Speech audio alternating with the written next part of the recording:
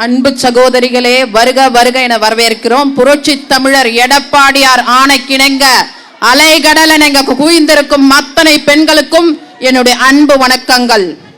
பெண்கள் நாட்டின் கண்கள். ஒரு பெண் நல்லா இருந்தா அந்த வீடு நல்லா இருக்கும், அந்த வீடு நல்லா இருந்தா அந்த நாடு நல்லா இருக்கும். பெண்களுடைய கல்வி, பொருளாதாரம், பாதுகாப்பு எங்கு சிறப்பாக இருக்கிறதோ அந்த நாடும் சிறப்பாக இருக்கும்.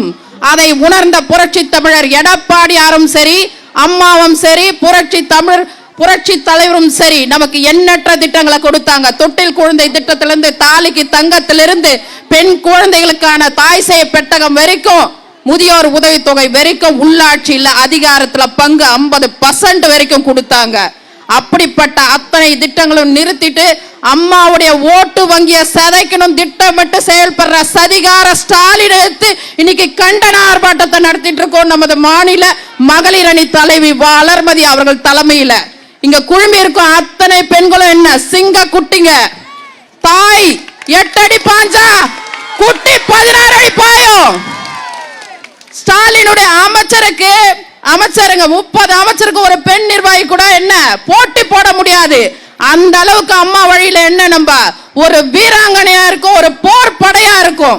இன்னைக்கு பெண்களுக்கு எதிரான குற்றங்கள் சாதாரணமா? புரட்சி தமிழர் இருக்கும்போது என்ன பண்ணாங்க? பாதுகாப்பான மாநிலம் எது? தமிழ்நாடு. பெண்கள் பாதுகாப்பா வேலை செய்யக்கூடிய இடம் சென்னைன்னு பரிசு வாங்கணும், எல்லாத்துக்கும் பரிசு வாங்கணும். இன்னைக்கு என்ன?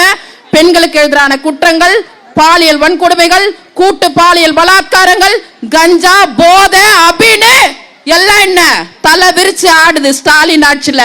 எப்ப பார்த்தாலும் கேட்பாரு, வெக்கம் மானம் சூடு சொன்ன. நான் கேட்கிறேன், ஸ்டாலினை பார்த்து கேட்கிறேன், உதயநிதி பார்த்து கேட்கிறேன், வெக்கம் மானம் சூடு சொன்ன இருக்கா? இருந்தா ரிசைன் பண்ணிட்டு போ. 60 பேரு கள்ள சாராயத்துல இறந்து போனாங்க. எத்தனை பெண்களோட தாலி இழந்தாங்க? இதுக்கு என்ன பதில் சொல்ல போற ஸ்டாலின்? நீ ரிசைன் பண்ணிட்டு போ.